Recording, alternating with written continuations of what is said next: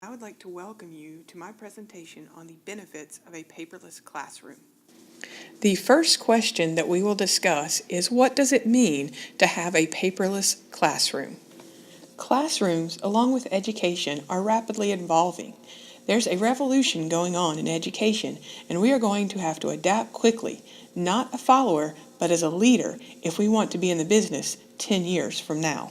It is said that the new classroom is going to be 50% real-time, 50% virtual, 100% digital, and 100% interactive.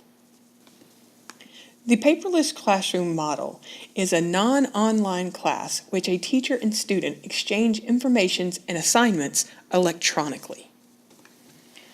Students of the future are going to need a classroom in which they have access to content 24 hours a day, 7 days a week, 365 days a year from anywhere in the world.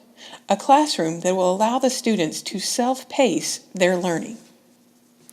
This classroom is going to happen in a place which does not include pencil and paper. Key abilities required for effective mobile working include adaptability, communication, planning, organization, and relationship building. These abilities can be developed and strengthened with a paperless classroom. Next, I'd like to explore some of the monetary and time benefits of going paperless. First and foremost is the money. School systems that are implementing a paperless school are reporting massive savings. Grandview High School in Missouri reports the results have been significant, starting with about $20,000 a year in savings on paper. Other benefits include a shorter school week, the ability to work with students telecommuting on Fridays, homeschoolers and kids with long-term illnesses being able to participate in classes held via the internet. One goal of the paperless classroom is to conserve resources by taking advantage of the technology. The computer-based approach of the paperless classroom can help prepare students for an increasingly paperless society.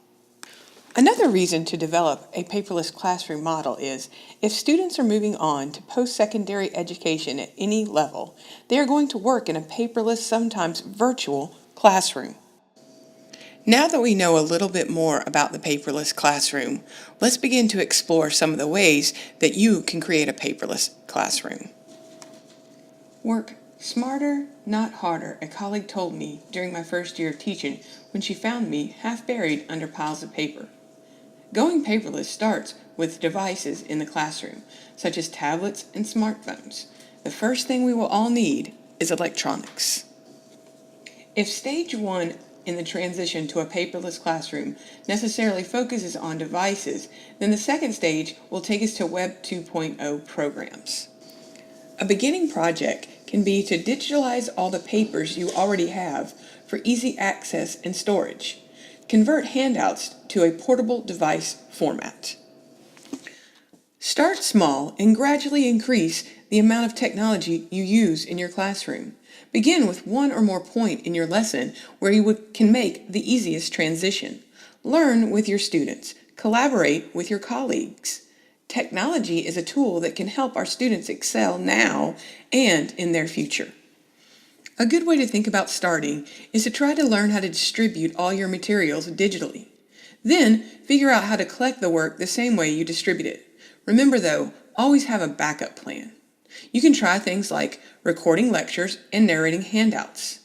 Take a look at your daily tasks and see if you can move them to become online. If your goal is to move to a paperless environment, just remember that it's going to be an ongoing process that requires constant evaluation and new initiatives. I have a couple of closing thoughts that I'd like to end with about a paperless classroom. The most important person in your classroom in terms of tying all the rich technology resources together is you. In closing, I'd just like to say that paperless does not mean you've become teacherless.